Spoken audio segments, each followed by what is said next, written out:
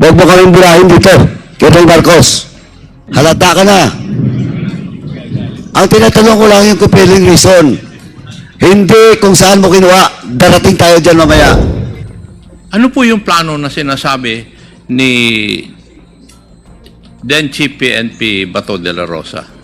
Pakilinaw po yun. Ang plano ay idiin ang mga taong binigay niya na pangalan, idiin sa kalakaran ng droga at protector ng droga.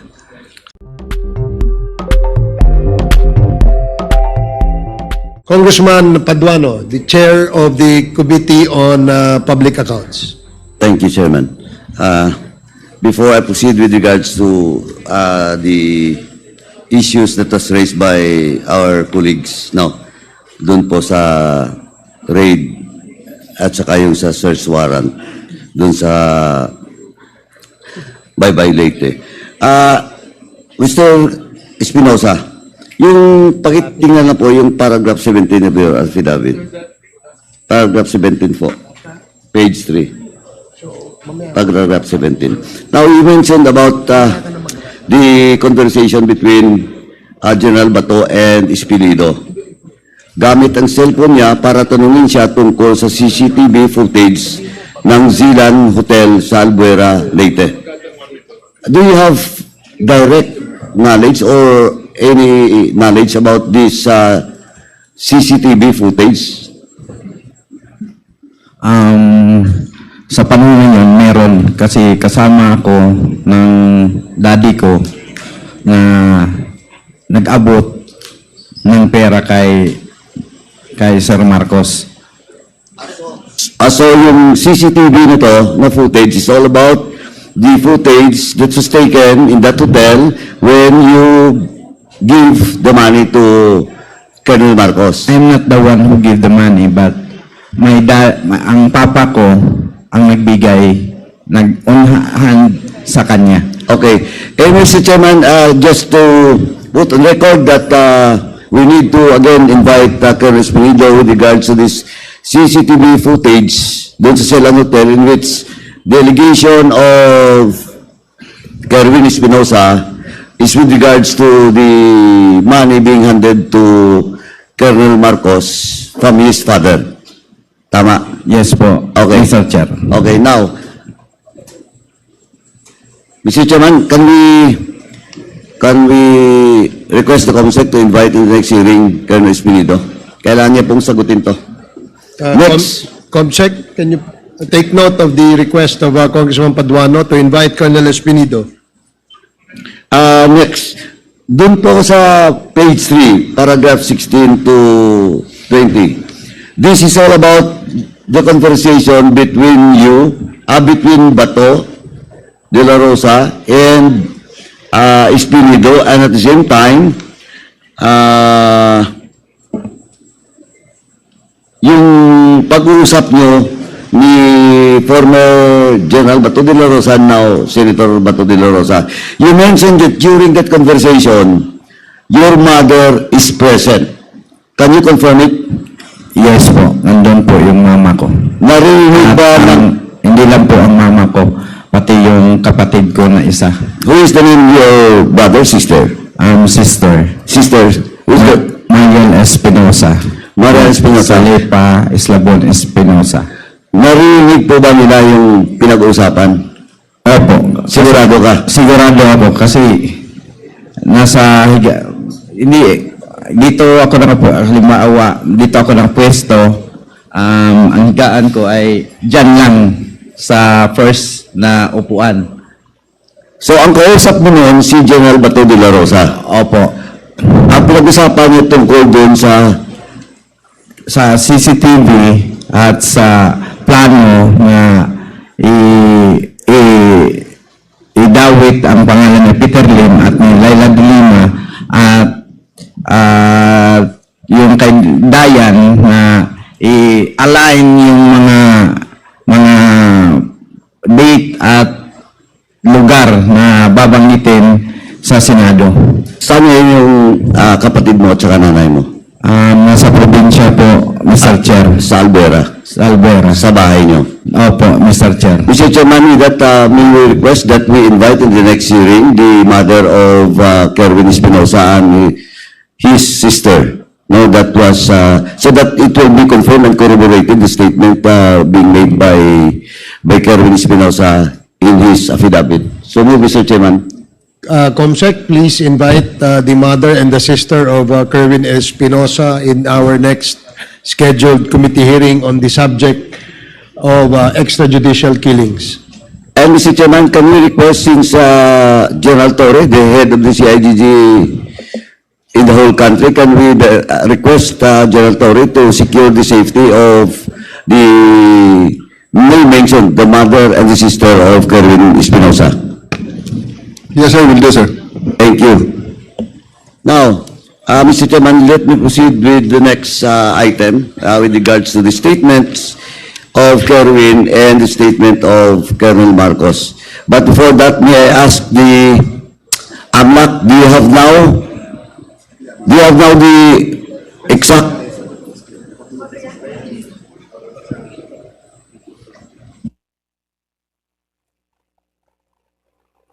before AMLAC, Mr. Chair, to answer, when Congressman Kong asked the CHR with regards to complaints and complaints on extrajudicial killing, on the records, you mentioned about police officers involved. And Congressman Kong requested for the figures.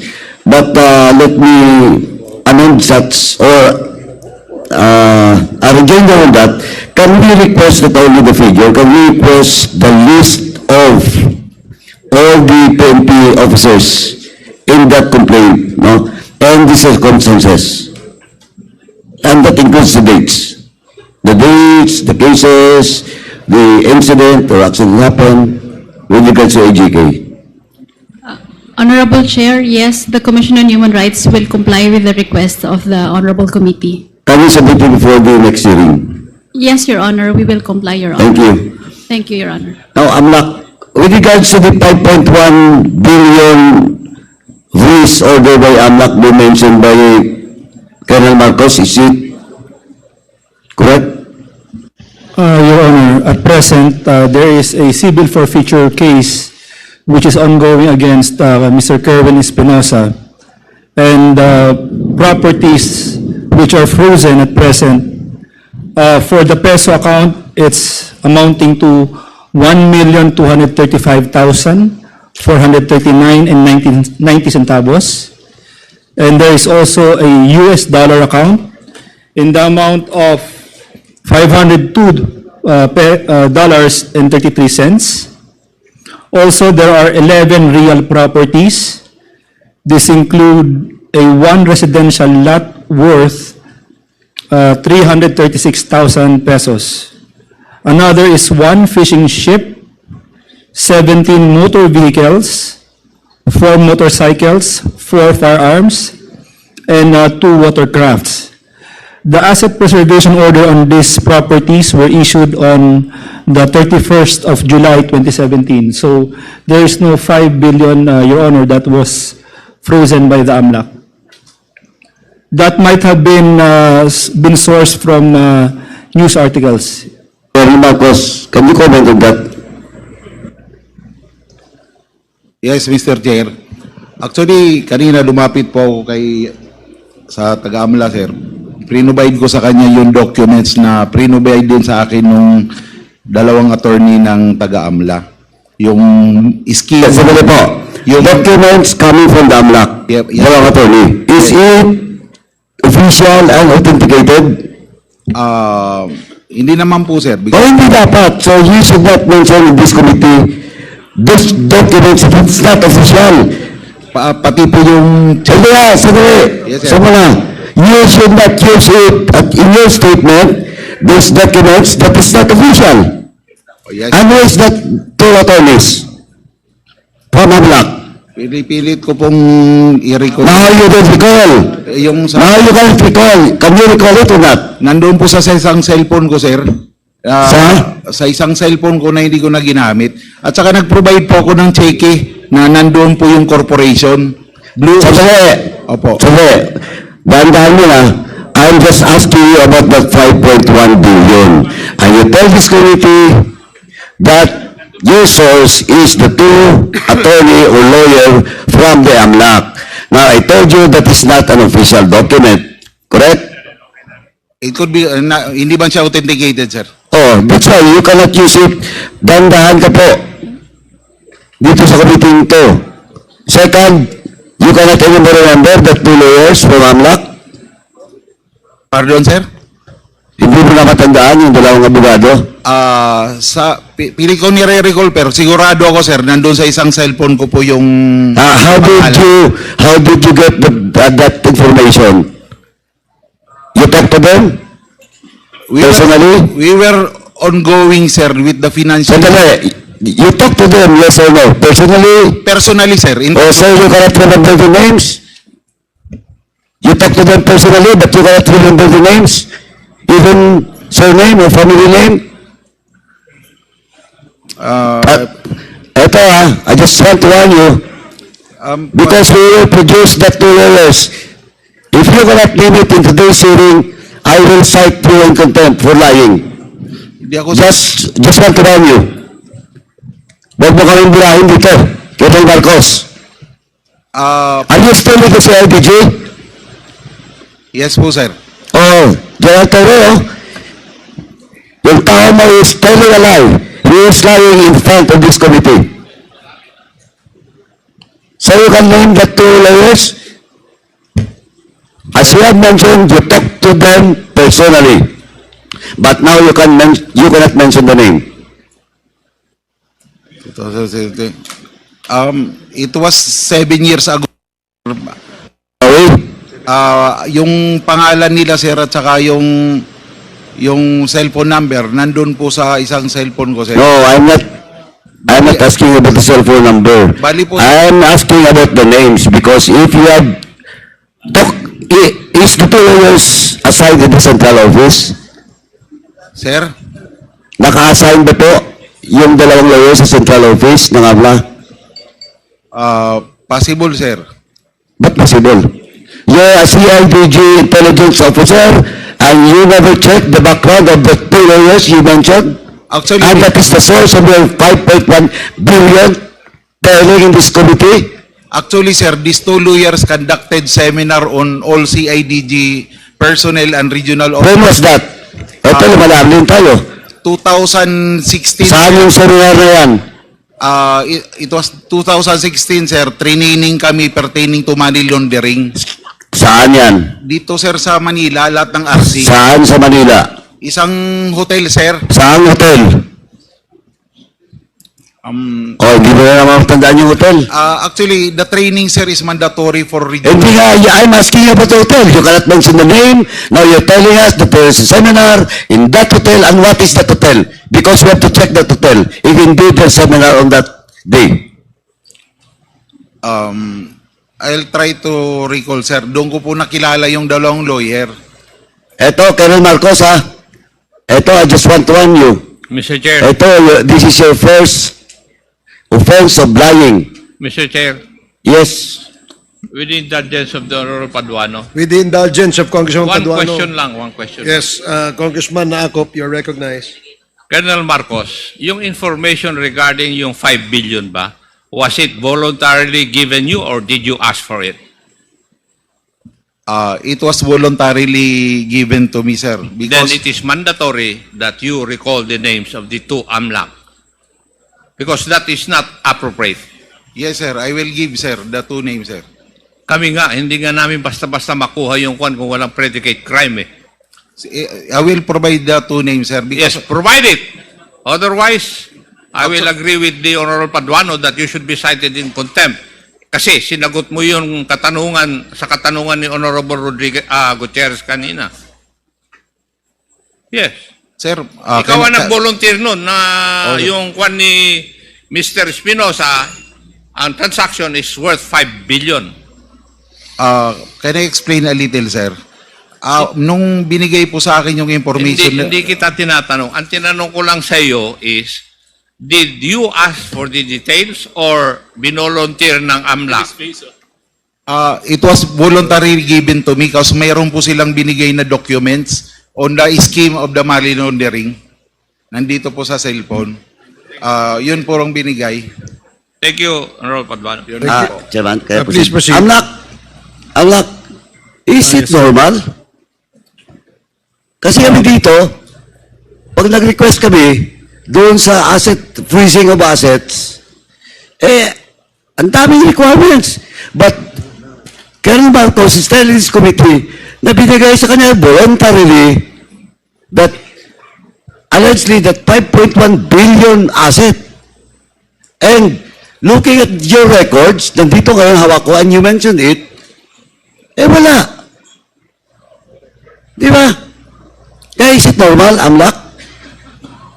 Your Honor, for the meeting that Colonel Marcos mentioned, well, it's usual occurrence for us to have coordination meetings with our counterparts, Your Honor. But as to the disclosure of transactions, I'm not really sure if, but me as an investigator, when we conduct these meetings, we don't readily disclose information because of the bank secrecy law and Sir, Section 8 naalala ko na. Si General Lubusan, sir, yung dalawang lawyer na taga-AMLA, inutusan niya, sir, na pumunta ng Tacloban para harapin ako, sir, because I was ongoing investigation on a Metrobank account also pertaining to drug money. Ngayon, sir, kaya ako na-meet, sir, yung dalawang lawyer. Hindi ko naman sila personal na kilala, pero sinabi ni General Lubusan doon sa AMLA dalawang lawyer, pumunta kayo kay Colonel Marcos sa Region 8. You coordinate with him. He will give you all the information. Oh, Colonel Marcos, you're now changing your story. Tama? It is how I meet, sir, the two lawyers. Sandali. Opo, sir. So you're not changing your story? Yes or no? Hindi naman po, sir. Doon ko sila... Anong hindi? You told this committee a while ago that during your seminar, then all of a sudden, inutusan na certain General Busa, eto, problema pa, papatawag namin si General Busa. And if you deny it, lagot ka. Both occasions, sir, are true. Yung una, sir, na-meet ko sila dahil pinapunta sila ni General Ubusan sa Region 8. Mag-coordinate sa akin. Dali. After that, sir, dahil hindi si kumbinsido yung taga-AMLA sa knowledge namin pertaining to financial investigation on money laundering, nagpakandak po si General Ubusan ng seminar. Yun po. Doon ko na naman sila po na-meet uli. So nauna yung pagpunta nila sa Leyte. It was the first time that I met them kasi inutusan silang pumunta ng OTSO para mag-coordinate sa akin, may bigay ko yung mga impormasyon na kailangan nila. At the same time, sir, na-convince sila na yung mga chief ng CIDG hindi equipped pertaining to financial investigation. Mr. So, Chair. nagpakandak ko, sir, ng seminar. Mr. So you're with the indulgence of General Acop, Chairman Acop after me. Ito na lang po, is you're telling that the two lawyers which you cannot mention is lying? Lying po. Lying. Because on record, there is no such thing as 5.1 billion. So they're lying, but still you cannot mention their name? It is the, sir, Blue Oceanic Corporation Textile. No. What? Answer directly my question. Di ba? Sinabi mo 5 billion, 5.1 billion. Now we check with AMLA, wala. Now you're telling this committee that the two lawyers in which until now we cannot mention is lying? Wala naman sila dito, sir, para i-deny yung sinasabi ko. Hindi. This is record. Nako, Colonel Marcos, are you a lawyer? Hindi naman po. Oh, wag kang mag-lawyering dito. Hindi po ako Mr. nagdo-lawyer. Palusot ka, ha? I am not a lawyer. Pero hindi ka pwedeng lumusot dito. Sir, it's an honest to goodness information, sir. Wala akong motibo, sir, na... Hindi, kaya nga yung tinatanong ko, kasi kanina hindi naman tinanong sa'yo, ikaw mismo voluntarily, when you are being asked by Congress, now hindi mo mention yung pangalan, now nandito na yung dokumento, official document, o still, are you insisting? Yung po kasi ang binigay na info sa akin, sir. You cannot produce the name? then you will tell this committee that you're telling the truth. Nandun kasi sir sa isang cellphone ko yung pangalan. Pinipilit ko pong i-recall sir. Pasensya na po. Bakit anong nandun sa, binigyan ka ba ng cellphone number? Nirecord ko po yung mga pangalan niya sir. Or do you have the document, official document, that you were ordered by a certain General Bosa to meet that to AMLAC personnel or lawyers? Tinawagan lang po ako sir di O, yun ang problema. Because that instruction is verbal. O verbal sir. Oh. So verbal, okay ka? Sir? Okay sa'yo na verbal. Verbal instruction. Bali, tinawagan ako ni General Lubusan na may pupunta sa Hindi kaya nga eh. Okay sa verbal. Instruction. Na napaka-sensitive. It's all about acid. Nung Espinosa. Oh, they were ongoing investigation noon, sir. O, yun yung problema mo, Tony. Oh, ongoing po. Colonel Marcos, yun yung problema mo. Ito i-hold ko muna. Yes, Chairman Akop. Mr. Chair, ang tanong ko lang, sabi mo na naman ngayon, nautusan ka ni General Lubusan, who I presume was the chief of the CIDG then. Yes, sir. Siya ang boss mo. Inutusan ka, o sinabihan ni General Lubusan, yung dalawang AMLAC na pumunta sa iyo kasi ikaw ang nakakalam. Tama ba yung pagkarinig ko sa sagot mo? Opo, sir. Tama po, sir. Ano yung bagay na iniimbestiga ng AMLAC? At bakit lumabas doon yung 5.1 billion na sinasabi na financial transaction ni Mr. Kerwin Espinosa? Kasi during that time, sir, I was, dahil ako ang regional chief ng CIDGA, Sinabi ba nila? Sir, Sinabi ba nila na ang iimbestigahan nila yung financial transaction ni Mr. Kerwin Espinosa? yes po, sir. Yun ang specific na pakay nila, sir. Ay, mandatory na sabihin mo yung pangalan ng dalawang AMLAC. Opo, sir. Chairman, can I proceed? Thank you, Chairman Akop. Now, you should submit in this committee the names of that two lawyers from AMLAC before we end this hearing. Or else, this committee will be pushed to cite you in contempt, Colonel Marcos. Sorry. Sige Is po, it sir. produced? I-recall ko, sir. Now, let me proceed, Mr. Chairman. You mentioned, kaya tinanong kita kanina kung lawyer ka eh. Kasi you mentioned about compelling reasons for the issuance of search warrant. Yes, sir. O, matanong nga kita, what is the compelling reason to issue search warrant inside the jail? And it happens at only once, ha? Colonel Marcos, it happens at only once. It happens twice during your time. Yes, sir. Tama? Yes, sir. Twice nangyari. Dalawang beses, dalawa ring tao ang namatay. Yes, sir. Na mga allegedly drug lords. Opo, sir. Oh, now, please answer, what are those compelling reasons? Kasi nandito taga-DOJ. Tatanungin ko, Yung usually, sir, pag nagkakaroon kami ng application on other areas, hindi doon sa jurisdiction ng judge, sir, na nakakasakop doon sa dapat a-applyan namin ng search warrant na lugar.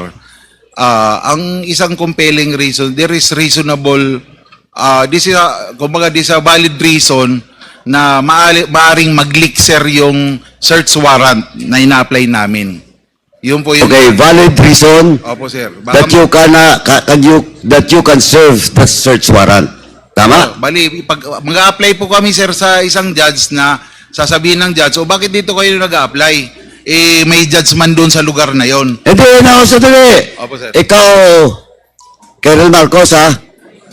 Halata ka na. Ang tinatanong ko lang yung compelling reason. Hindi kung saan mo kinuha, darating tayo dyan mamaya. Opo, sir. Kung saan ka nag-apply, darating tayo mamaya. You answer first, sa'yo ito nagaling eh. Opo, sir. Bali, ano yung pa yung reason, sir? Yung para hindi mag-leak po yung search warrant. Kasi, Sorry?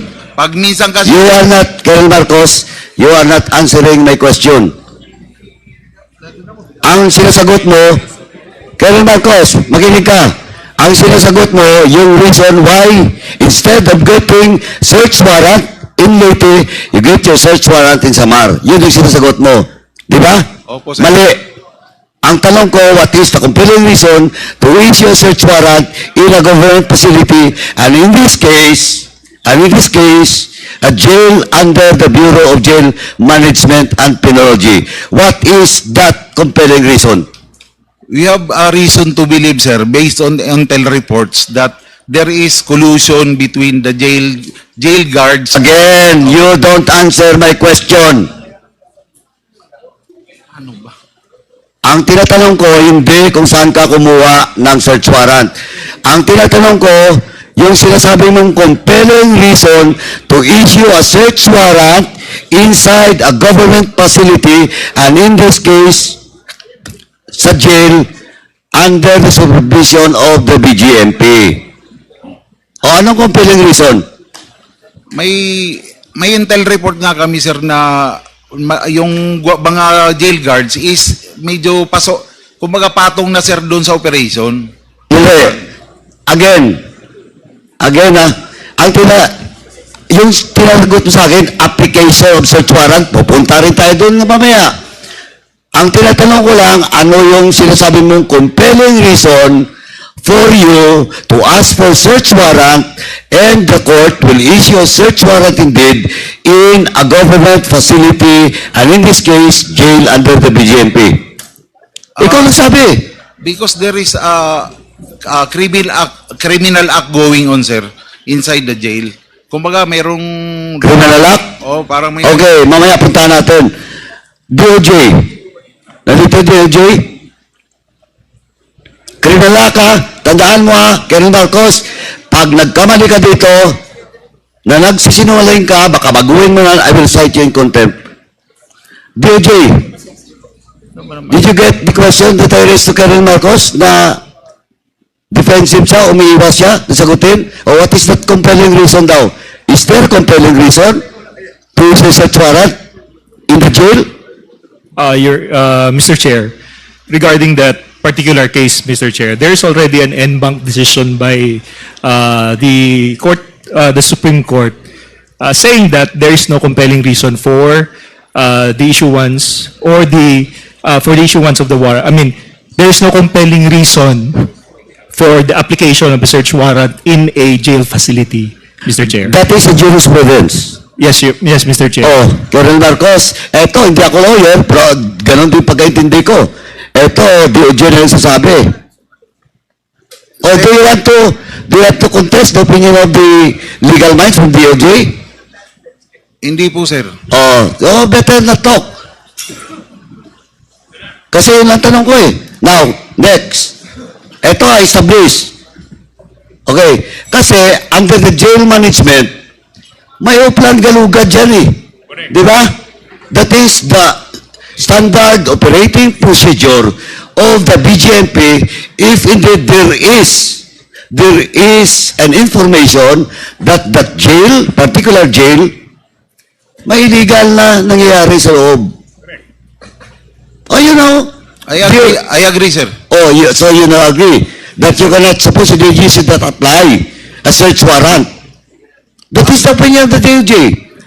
Actually, sir, yung operation na yun, hindi naman talaga papayag na papasok sa isang decision. Sandali, punta natin mamaya yun. Oh. Ang tinatanong ko lang muna dito, I just want to establish that you should not apply a search warrant in a jail. That is now a jurisprudence. Yes, sir. Okay, let me proceed. Ito tatlong case. Now, in the case of Egay Alvarez, isabi mo na siya para baka mamaya, Egay Alvarez happens August 11. After, the day before Paranaque case of Bantag happens. And 2 days after, August 13, the case that 3 Chinese national was killed inside the Picol. The first, kumbaga, babalikan ko yon mamaya pag nandito si Garma. The first, at saka si Leonardo, the first incident na may impact doon sa war on drugs is the case happened in your area. And that is the case of Egay Alvarez happens to be a detainee at the time and allegedly a drug lord, and he was killed inside his jail because of your search warrant. Tama? Yes, sir. Okay. Now, first question. Sino ang judge na nag-issue ng search warrant? In the case, sir, of Abuyog Penal Colony, ang nag-issue po is si Judge Janet Cabaluna po, sir. Si Janet Cabaluna. Opo, sir. And she was also the judge that you applied first for Mayor Espinosa. Hindi po, sir. Ibang judge naman po, sir. Bali si Judge Tarcelo Sabari naman kay Espinosa, sir. Pero taga Samar yun. Samar po na ano. Samar din yung isa. Yung Cabaluna. Hindi, nalimutan ko na, sir, kung Ah. kasi hindi po akong applicant. Hindi ko nga makalimutan eh. Si Major Laraga po ang applicant, sir. But yeah, Major Lala is under you. Opo, sir. Oh. Kaya nga nagkakaso ka doon, di ba? Opo, sir. Hindi ko, basta within Leyte yata, sir, si Judge Cabaluna. O hindi, or sama, hindi lang ako sure yung kung saan, sir. Colonel naman, kanina mo pa dinipinsahan niya, you have to take search warrant outside of the jurisdiction because the connection of blah, blah, blah to the jail and the court. Samar. Tapos ngayon, ayaw mo aminin, taga-Samar. Samar siguro, Samar, sir. Ay, hindi nga ako involved doon eh. Pero alam ko na taga-Samar. Opo, sir. O, in applying for a search warrant, in this case, eto, Colonel ha, eto, pag nagkamali ka dito, I will cite you in contempt. Who is your deponent? Who is your deponent? Sa Alvera, sir, naalala No, ko, si hindi Alvera. At tinatanong ko ngayon yung kay Igay pa, Alvarez. Who is the deponent? si Major Laraga po, sir, makakasagot kasi sila po ang applicant, sir. Hindi po ako. Hindi silang pumunta sa judge. Pero maalala ko But, sandali, but, yung major is under your watch. Opo, sir. Tama? Opo, sir. Oo. Di ba? Hindi, Oh, so you allow that major to ask for a search warrant without knowing the deponent? sir, ganito po ang procedure namin sa CIDG. Yung mga provincial officers po namin, kanya-kanya po yan nag-a-apply ng search warrant. Ang regional chief po, sir, hindi po nagtatanong kung sino po ang deponent. Sandali. Opo, sir, ganun po ang Sandali. procedure namin. But, Colonel Marcos, ha? Ito part of the drug war. And in Region 8, you're the one supervising such campaign as CIDG chief. Opo, sir. Oh, now, sinong major yun? Police Major Leo Laraga, sir. Siya ang provincial... Ngayon, he's assigned in where? Leyte Provincial Chief siya. sir. Ngayon, saan siya naka-assign? CIDG pa rin ngayon, sir. Is still active? Yes, sir. Mr. Chairman, can we ask General Torre to check that a certain major and He is assigned with RFU 8 now, sir. RFU 8? Oh, CIDG 8, sir. 8. She is the chief. No po, sa ngayon siya ang chief investigator yata doon, sir. Oh, can you call him? Colonel Torre, can you check? General Torre, can you check? Yes, sir. Will do, sir. Please check the deponent of such search warrant. Mag-feedback ako, sir. Oh, ganito lang, Colonel Marcos. Yung deponent ba, police? Civilian, sir. Civilian? Usually civilian, sir. Hindi, tinatanong ko in this case, hindi mo alam. Sa Abuyog, sir, na search warrant, di ko po talaga, sir, Okay, now, doon sa Baybay. Civilian, sir. Paul Olindan. Sino? Paul Olindan. O, Paul Olindan. Opo, sir. Is Paul Olindan a jail guard? Hindi po, sir. A detainee? Detainee ba siya? Dati, sir. Dating preso yan, sir. Oh, eto, Colonel Marcos, dating puso. Oh, kailan siya nakalabas sa bilangguan? Ano siya, sir? Naka-parol, eh. O nga, kailan nga nakalaya? Kailan nakalaya? Hindi ko alam ang... Matagal na, before the incident happened. O, matagal na po. Okay, now, how can a deponent should have a direct knowledge? Di ba? Yes, sir. O, paano siya magkaroon ng direct knowledge dun sa selda, sa cell ni Mayor Espinosa kung he's not anymore a detainee. Pinipilot to kasi. Gumagawa kasi kayo ng kalokohan eh. Sir, ang humaharap po kasi sa judge. Hindi, tinatanong ko sa iyo, kung ang deponent mo is a former PDL, under parole, anong direct knowledge doon sa loob ng silda ni Mayor? Ang nagdadala kasi, sir, Sandali. Tadali. Yes, sir. Oh, yung deponent mo, may direct knowledge ba? Wala. It will be based on the appreciation. Hindi nga, ito nga ngayon, tinatanong kita, he's not anymore a PDL, under parole, he was not there in the jail, and still you use him as a deponent because you have something plan, a different plan for Mayor Espinosa. Oh, Mr. Chair, clarification, Mr. Chair. yes. Regarding this issue, Mr. Chair, yes. Okay. I'd like to ask in layman's terms, Mr. Chair. Dahil yung police gusto nilang gawin yung trabaho nila, na makakuha sila ng search warrant, kasalanan ba nila na yung judge ang mag-issue ng search warrant? Now, if there is a jurisprudence from the Supreme Court, bakit nag-issue ang judge? Hindi, yun na nga eh. Ang point dito is, deponent per se should have a direct knowledge. And of course, may problema ang judge. But at the same time, may problema kayong mga police. Alam mo bakit? Because you're forcing it to have a deponent without direct knowledge and you talk to the judge, in which ang judge ito may problema din, then you operate not on the reason of the items supposedly under the search warrant. Yun ang malinaw eh. Namatay si Egay Alvarez. Hindi ko sinasabi na he's not a drug lord. In fact, ako alam ko, he's a drug lord. Pati source niya. Pati yung namatay dun sa Dapicol. But of course, it's a different thing. It's a different story. We're talking about extrajudicial killing here. And hindi to simpleng coincidence.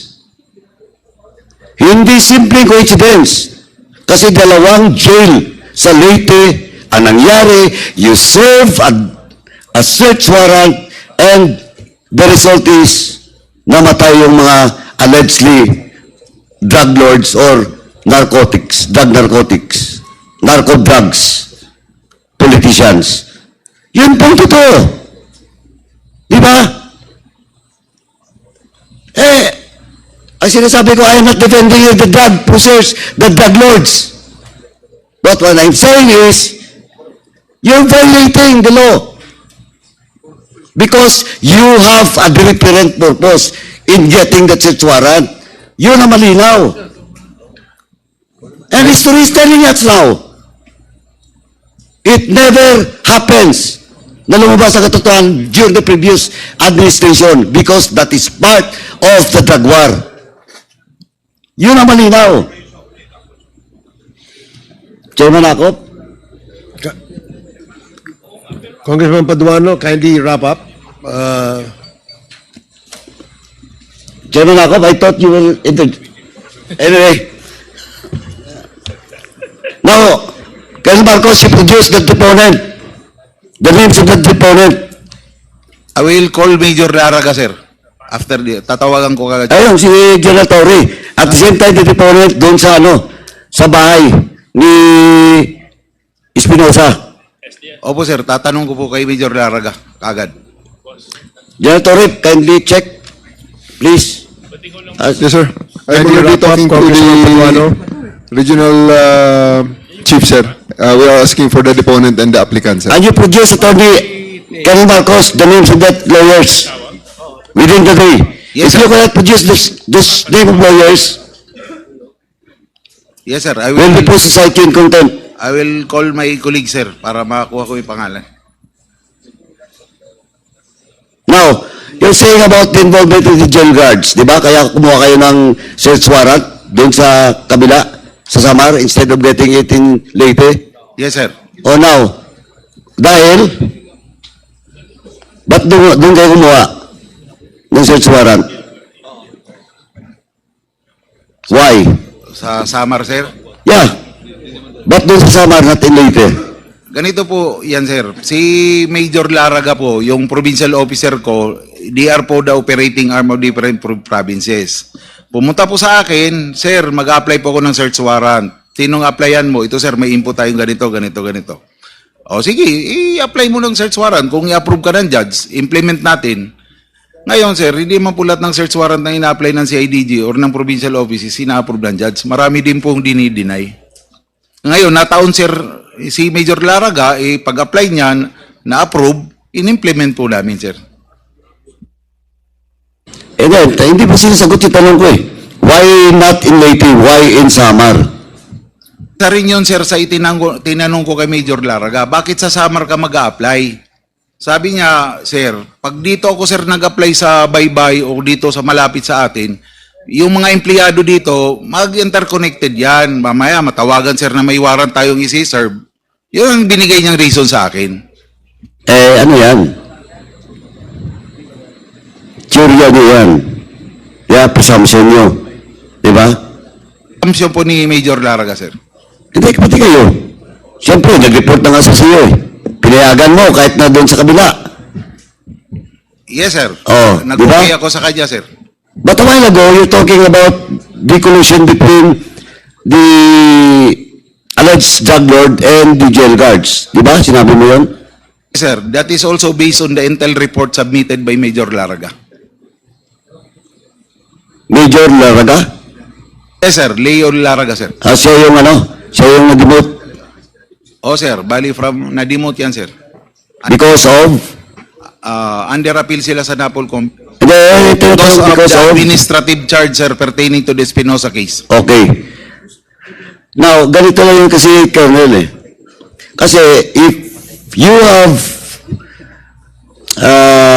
strong evidence or data, no evidence, with regards to collusion between jail guards and the drug lords, did you file a case against those jail guards? Hindi po, sir, nag-file si Major. Hindi kami nag-file, sir. O bakit hindi kayo nag-file? Kasi, di ba, kaya nyo kinuha yung search warrant sa Samar, not in Leyte because you believe that there is collusion between drug lords and the jail guards. So why didn't you file a case against the jail guards? Sometimes kasi, sir, intel reports doesn't stand in court. Hindi po tatayo sa korte ang intel report, sir. Yun yung problema eh. Kindly wrap up, Congressman Buano. Anyway, hindi pa ako tapos sana. No, you will have your time. Anyway. After this round, we will have another round because we still have another resource person that we will have to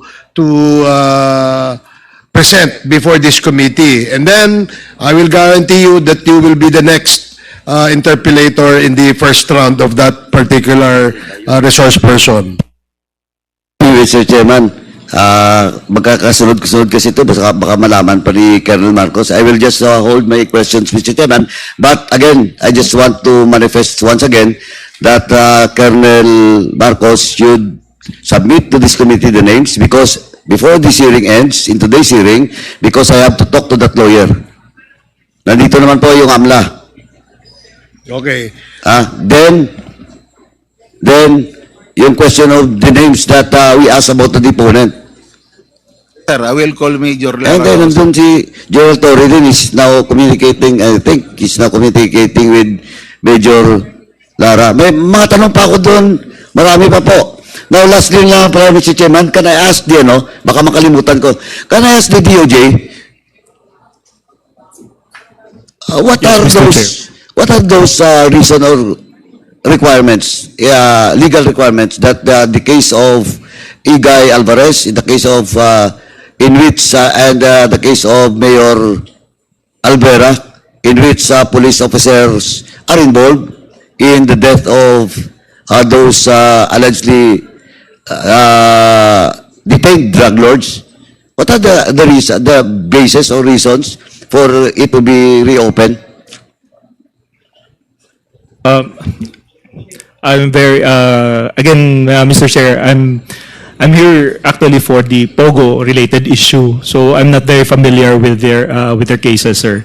I'm just, a while ago, I was answering on the questions regarding this particular incident based on the decision of the Supreme Court that I just read. But as of now, I'm still, I'd like to refer back to our main office so that we could inquire upon it. Please, please.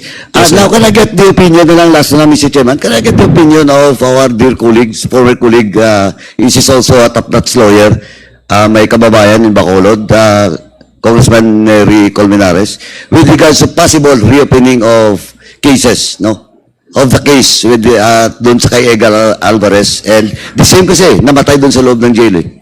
And I do believe that may problema po sa process. And I also do believe that the purpose of that trade, no, and the search warrant is not to get what is what is in the search warrant, but the life of the two PDLs. Yes, Mr. Chair. Thank you, Mr. Chair. Yes, there is always that possibility of opening up these cases, Mr. Chair. Secondly, the issue of search warrant factories had been an issue. That's why the Supreme Court was even forced later on to say na hindi pwede yun. You're using, because many people died because of these search warrants issued by Metro Manila judges, Mr. Chair. So, in cases such as this, misuse of the legal processes of the law, or heinous crimes like crimes against humanity, for example, Mr. Chair, this can always be opened anytime, Mr. Chair, especially since they do not prescribe, Mr. Chair. Thank you, Mr. Chairman. Thank you, Congressman Nery. Thank you. Thank you, Congressman Paduano. Colonel Marcos, huwag ka munang umalis. Hanggang alas 12 tayo ngayong gabi, and we will definitely come back to you during the second round. Now, the next to interpolate is Congressman Acop and then Congressman Abante for the wrapping up before we proceed with our next witness. Our next witness is also a witness in relation to the extrajudicial killings that happened in Cebu City. And Quezon City. So, Congressman Acop, you're now recognized. Thank you, Mr. Chair. Natanong na yung karamihan na tanong. But first, may ask Pidea, how was the late Mayor Rolando Espinosa and Kerwin Espinosa described in the original list of the war against drugs? Ano po ang nakadescribe doon sa inyong files? Your Honor, in the original list, they were described as drug lords. Both of them? Yes, Your Honor. Okay. Now, Mr. Espinosa, hindi ko na po kayo tatanungin tungkol dun sa event sa tatay ninyo. Kasi, as your lawyers very well know, I consider them as hearsay. Kasi hindi first-hand information yung sagot mo sa akin. Di ba? And you can ask your lawyers. Tama rin po ba? Yes. Now, ang gusto ko lang pong tanungin sa inyo is, dun sa inyong affidavit, sinabi ninyo na sumunod lang kayo sa plano. Ano po yung plano na sinasabi ni then Chief PNP Bato de la Rosa? Pakilinaw po yun. Sa Mr. Chair, sa pagkaintindi ko na plano sa patungkol doon sa sinasabi ko, ang plano ay idiin ang mga taong binigay niya na pangalan, idiin sa kalakaran ng droga at protector ng droga. Specifically, si Senator De Lima, Senator Laila De Lima, Peter Lim, Peter at saka Lim, Peter Ko. Peter Ko, Lovely Impal, Yes. at General Luot. Dahil nung panahon na yon, nagkakaroon ng hearing sa Senado tungkol sa participation ni Senator De Lima sa illegal drugs doon po sa Bilibid. Tama po ba yan? Yes po. Yes, tama. Now, noong panahon na yon, yung driver ni Senator De Lima nagtago, di po ba? At eventually nahuli. Tama po yun, Mr. Chair. Kaya nung ikaw ay nanggaling o nakuha sa Dubai, dinala ka rito sa Camp Crame, doon kayo nagkita ni Mr. Dayan. Hindi po kami nagkita, Mr. Chair. Through cellphone lang po kami nag-usap at hindi kami nagkita personally. Bakit kayo dapat mag-usap? Kanino pong utos? Kay General Bato po, Mr. Chair. Ano dapat yung pag-usapan nyo sa utos ni General De La Rosa? Mr. Chair, mag-usap daw po kami, Mr. Chair, ng tungkol doon sa mga date na binanggit namin at sa mga lugar na nangyari. Kung saan nangyari kasi hindi nagkatugma ang mga statement namin sa panahon na yon. Bakit kailangan magkatugma yung statement mo at saka statement ni Dayan? Para siguro, Mr. Chair, na paniwala ang isang senaryo. Kasi kayo po ay resource person dun sa Senate hearing? Yes po, Mr. Chair. Okay.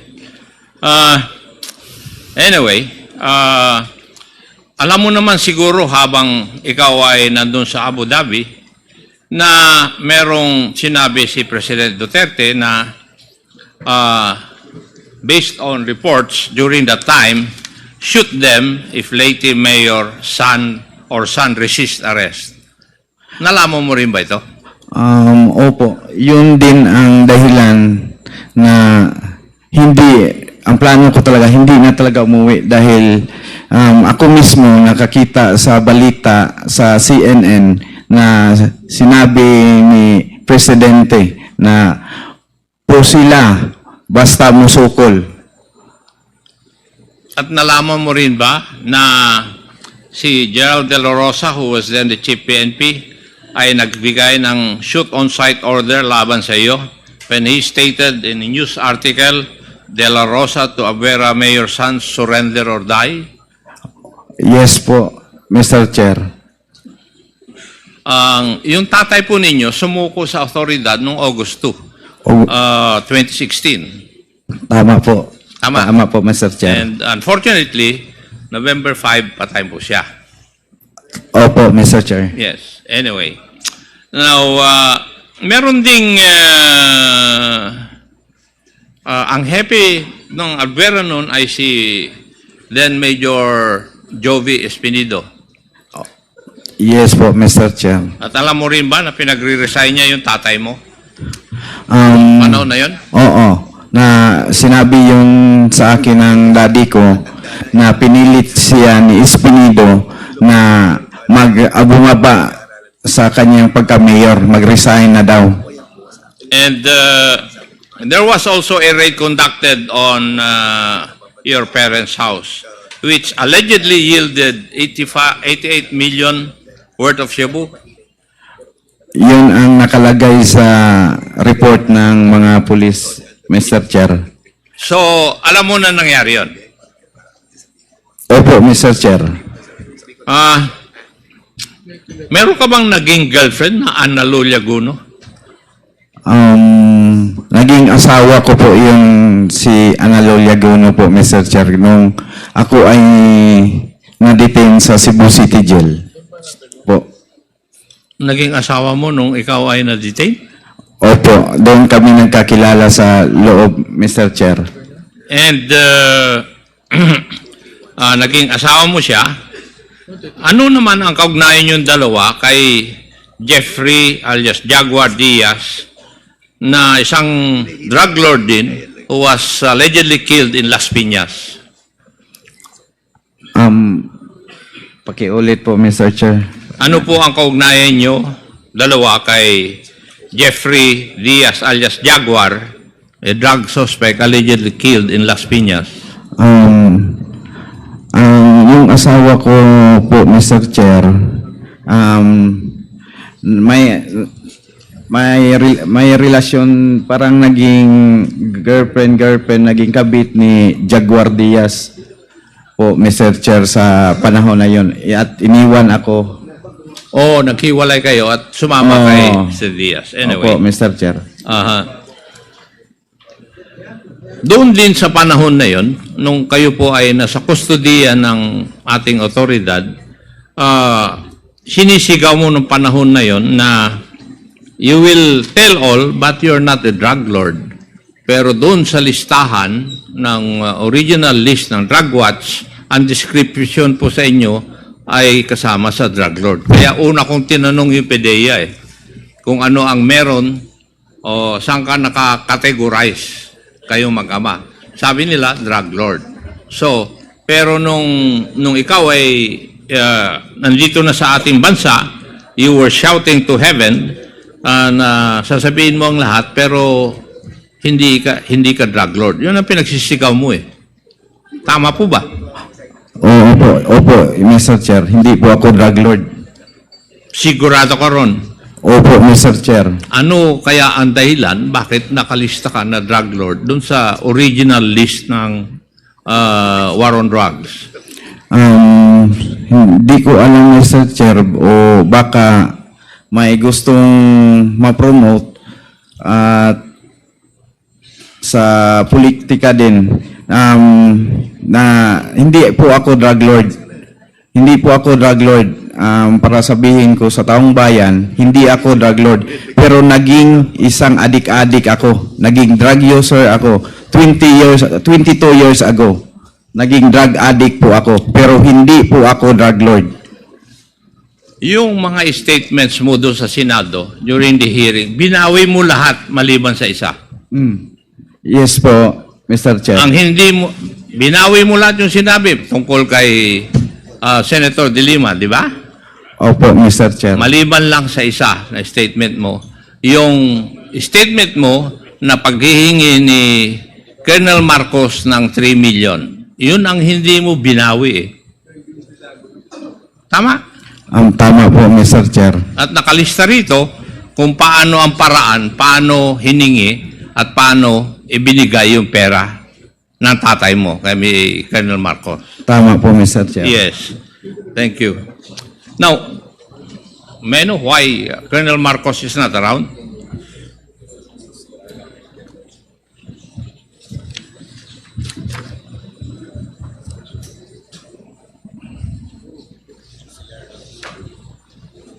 Mr. Chair,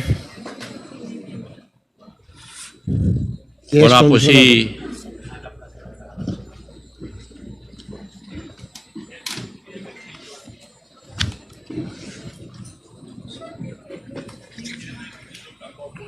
While waiting for the if I may Yes. just ask a short question kay Yes, kay Mr. Kerwin. Kerwin, ano bang negosyo ng pamilya nyo sa Albuera? May hotel po kami, Mr. Chair. Hotel. Hotel po. Pwede bang sa inyo yan? Sa inyo yan? Kayo may-ari mismo ng hotel? O may Opo. pamilya nyo lang? O may kasosyo kayo? Pamilya namin po. Pamilya lang. Sige. Colonel Marcos is ready here. Please proceed. Yeah. Thank you, Mr. Chair. Colonel Marcos, Yes, sir. how long have you been in the service? Bali, nag 30 years, sir, nung May 2, sir. 30 years and May 2. Out of the 30 years, how long have you been with CIDG? Since July 2016 up to present, sir. hindi mo sinasagot yung tanong ko eh. Ah, Gusto mo sorry. pa mag-addition pa ako o mag-subtraction eh.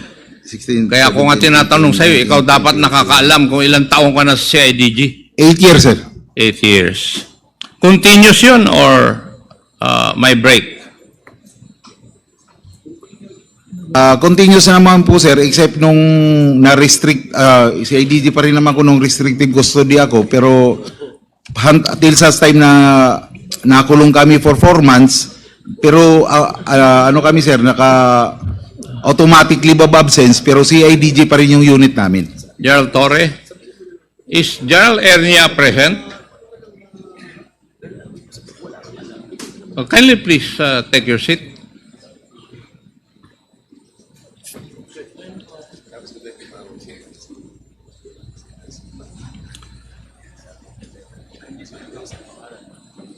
Have you taken your oath, Sidney? Not yet, Your Honor. Kindly take your oath.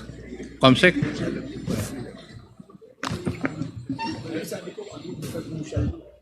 Please raise your right hand.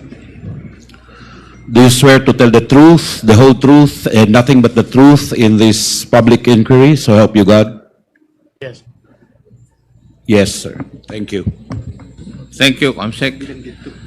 Gerald Ernia, how long should a police officer stay in a certain position, pursuant to your rules and regulations?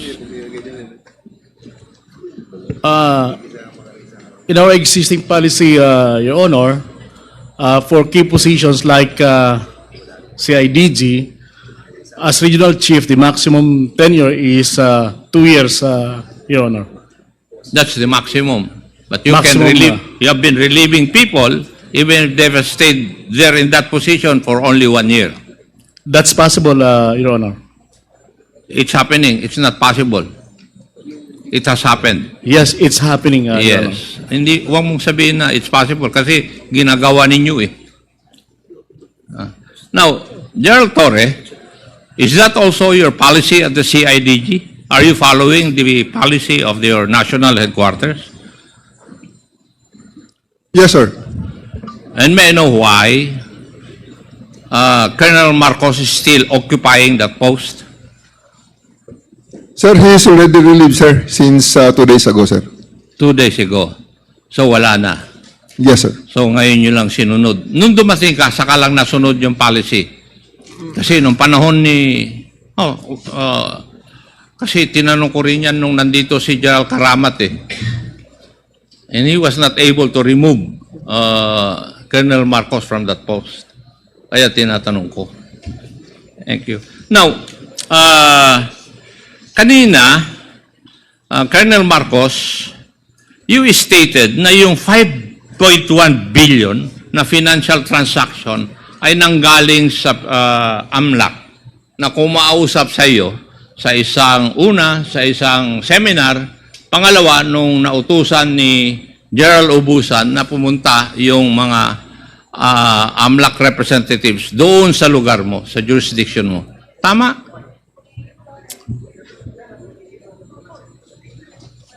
Yun ang sinagot mo kanina, Colonel Marcos, di ba? Sir, pardon po, sir. Hindi ko na masyadong maklarify yung question. Pasensya na po. Sinusundan ko lang yung katanungan kanina ni the Honorable Paduano. Ang sinagot mo kanina tungkol dun sa 5.1 billion na financial transaction ni Mr. Kerwin Espinosa ay nanggaling sa dalawang AMLAC representative. Na una, sinabi sa iyo sa isang seminar. Pangalawa, binago mo, sinabi nung dalawang AMLAC representative nung inutusan o sinabihan ni Gerald Ubusan na pumunta sa iyo sa jurisdiction mo. Tama? Opo, sir. Tama po, sir. Oh. Ang pangalan po niya, sir, Attorney Joseph Stambago. Bakit Yung kanina isa, sir. nung tinatanong ka ni Honorable Paduano, Kwan? Sir, Hindi mo masagot-sagot kanina. nagtanong po ako sa mga kapwa RC ko nung panahon po ni General Ubusan. Kaya po nakuha ko na po yung pangalan. Well, so, sinasabi mo na yung financial transaction na worth 5.1 billion ay AMLAC ang nagsabi. Yes, sir. AMLA po. Taga-AMLA po, sir. Kanina, lumabas yung 5.1 billion transaction na yon dahil nakasama sa ebidensya nyo na nakuha sa raid na ginawa nyo. Now, alin na po ang totoo? Bali po, sir. Hindi, tinatanong kita, alin ang totoo dun sa dalawa? Kasi dalawa ang statement mo eh. Nag-umpisa po yung... Kanina, ang sinabi mo doon sa pagtatanong ng isa sa aking mga kasamahan, doon sa raid na ginawa ninyo, ay nakita ninyo yung mga dokumento na merong 5.1 billion transaction. Pero nung si Honorable Paduano ang nagtatanong sa'yo, sinabi mo, AMLAC ang nagsabi sa'yo. Definitely, Colonel Marcos, you're lying. Based on the figure po yan. You want me to get the records or the minutes of this hearing? Sir, Kahit na may edad ako sa iyo, pero matalim pa rin yung aking pag-iisip. Sir, pwede pa ko mag-explain ng konti, sir? Hindi, sagutin mo muna ako. Alin ang totoo dun sa dalawa? Yun ang tanong ko, hindi mo pa sinasagot eh. And I can cite you for contempt. Bali po, sir. If you fail to answer, because under Section 11, failure to answer any question from any representative of this House will merit contempt. Totoo po yun, sir, na... Alin ang totoo? Totoo po yun, sir, na binigay ng AMLA yung information sa figure, pero totoo din po, sir, na based sa raid na ni Espinido, doon namin nakuha ang impormasyon sa Blue Oceanic Corporation Textile na binigay namin si AMLA para tingnan kasi sila na lang naman, sir, ang nakakakita sa bangko kung magkano, sir, ang laman. Di po wala kaming idea during that time na raid, nung pinaila namin ng kaso, ang meron lang kami, yung pangalan lang ng corporation. So binigay po namin yan sa AMLA, sila po ang nag-imbestiga kasi wala pong kapas ang PNP. Kaya later on, sir, nung nakita kami... May naunang nagtanong sa iyo na congressman dito, and you said na, ikaw nga sumagot eh, na during the implementation of the search warrant, you found documents on money laundering amounting to 5+ billion. Yun ang sagot mo kanina eh. Tapos nung si Congressman Paduano na nagsasabi, sinabi mo na ang nagsabi doon sa 5.1 billion na yon ay yung taga-AMLAC. You're imputing wrongdoing to representatives of the AMLAC because I know na hindi dapat nila sabihin yun.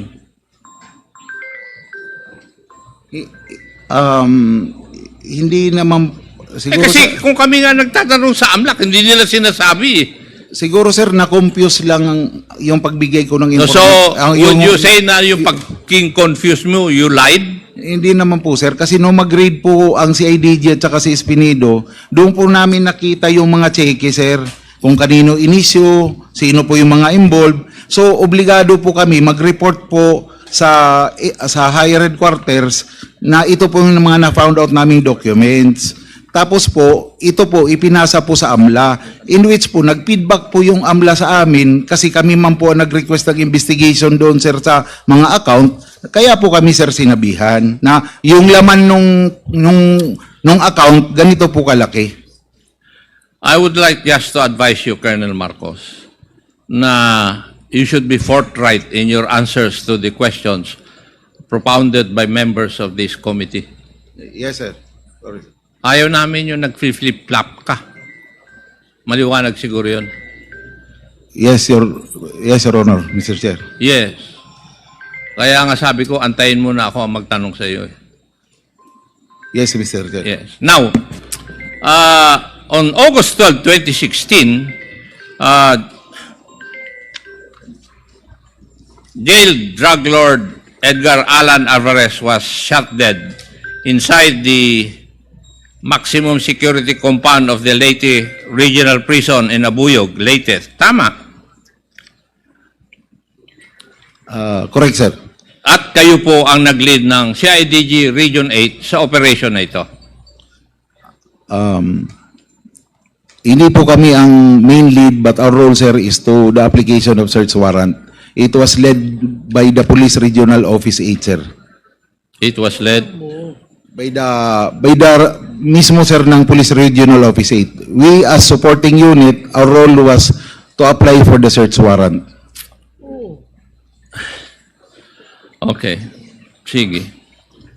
Alam mo, Iho, wag mo akong pagbubulahin sa operation ng CIDG. Kasi naging chief ako ng NCR CIDG hanggang ako yung naging head ng National CIDG. And you're not being forthright in your answers.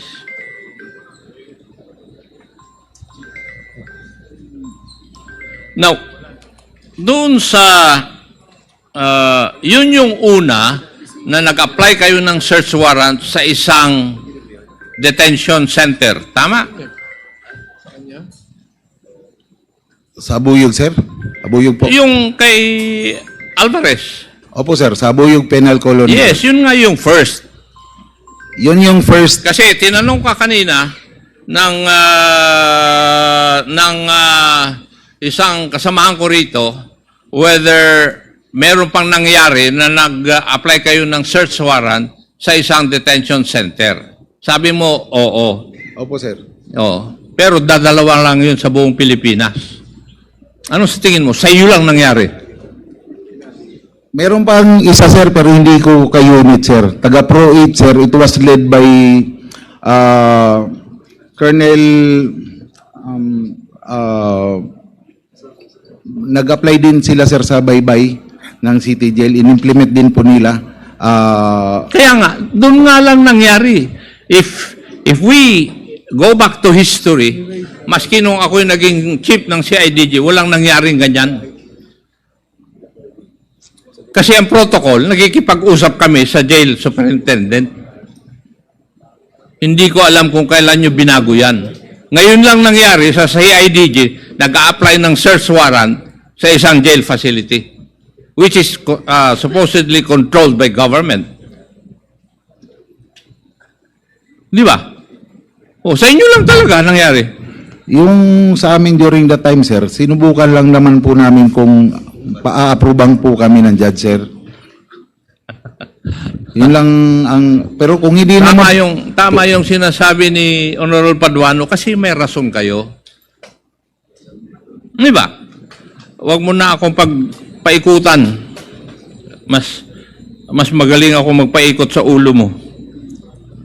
Okay? May I know, how many search warrants did you apply for doon po sa Abuyod kung saan nakadetain si Mayor Rolando Espinosa? Only one, sir. Isa lang po. Only one? Opo. Hindi kayo ang nag-apply ng search warrant for a certain Mr. Yap? It was on the same search warrant, sir. Dalawa po yung subject. Bali, dalawa sila, sir, na ano. May know, are you telling the truth? As far as I can recall, sir, parang, sagutin mo ako, are you telling the truth? Yes or no? In my kung honest, sumasagot ka kung hindi mo alam, in my honest belief, sir, isa lang po. Kasi ako po may hawak ng search warrant nung pumasok kami, sir. Isang papel lang po. Yung mga DOJ, pwede ba yun?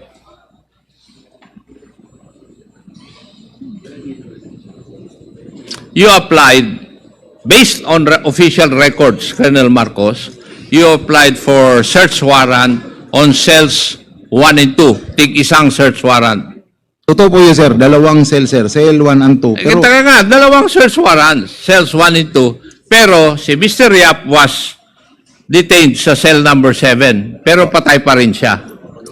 oh, sir, parang totoo. Yes, yun na nga sinasabi. Totoo po yan, sir. Totoo po. Totoo.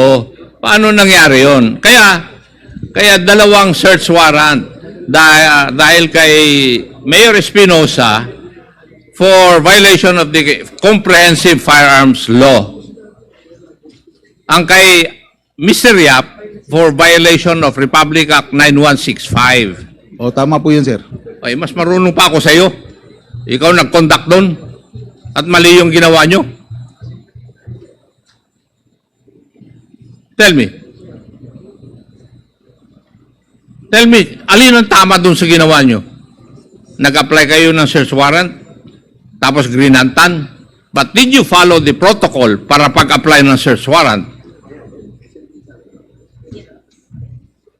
I believe so, Major Laraga, sir, follow the procedure. Gerald Torre, will you please bear me if I'm right?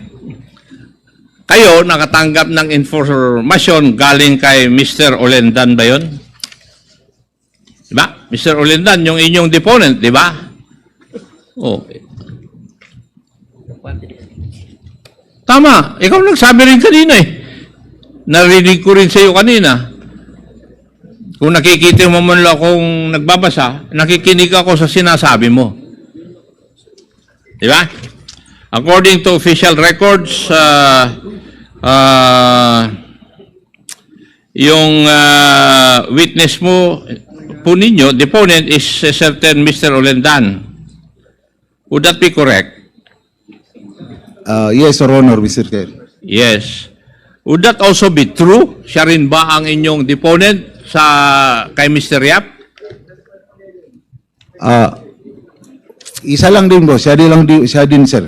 Now, General Torre, if you're given information, for example, si Mr. Yap ay may possession of illegal drugs sa loob ng detention center at saka yung isang mayor doon na nakakulong ay mayroong 45, nagbigay ng information yung isang tao, what is the first thing that you should do?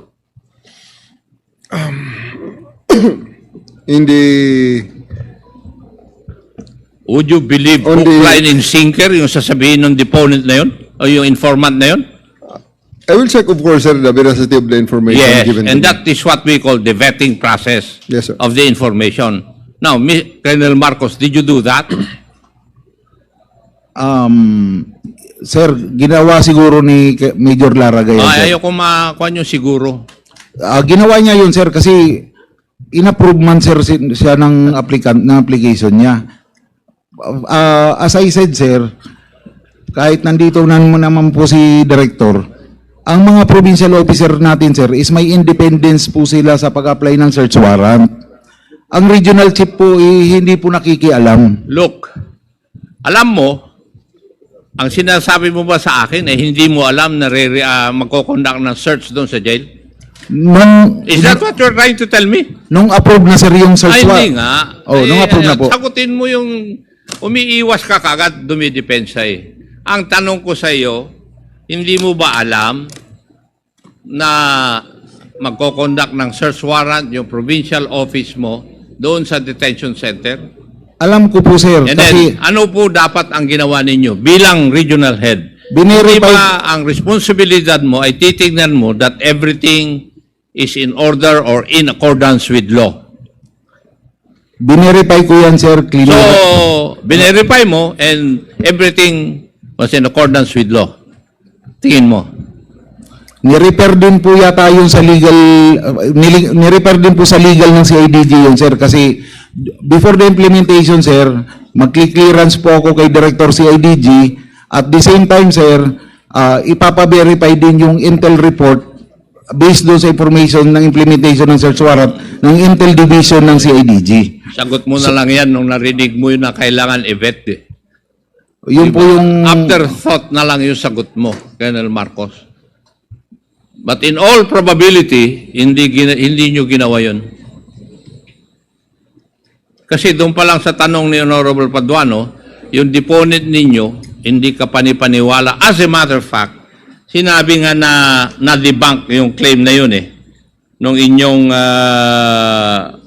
witness. He was not a credible deponent according to the records. Colonel Marcos. Di ba? But anyway, DOJ, is the DOJ present?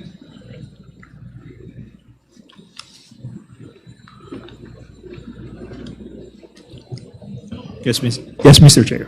Ako, kanina, sinasabi ni Colonel Marcos, pinagyayabang na niya, na na-filean siya ng kaso, na-quit siya. Tama? That is what I heard. That is what you heard. Yes, Okay. Mr. Chair. Yun ang sinabi niya, di ba? Kasi, tama nga rin po yung sinasabi niya na since nagkaroon po siya ng trial, he has been arraigned, double jeopardy will set in. Tama po. Yes, yes, Mr. Chair. And would you agree with me that the only way that the case can be reopened is if there is a decision that there was a mistrial? That is correct, Mr. Chair. That is correct. Thank you. Thank you, DOJ. Pag-aralan mo yun, Colonel Marcos. Thank you, Mr. Chair. Para sa iba pang karagdagang mga balita at impormasyon, ay huwag po nating kalimutang mag-like, share at comment sa video na ito, at huwag po rin nating kalimutang mag-subscribe to continue supporting us. Maraming salamat po sa inyong panonood, at naway tangkilikin po ninyo ang aming YouTube channel.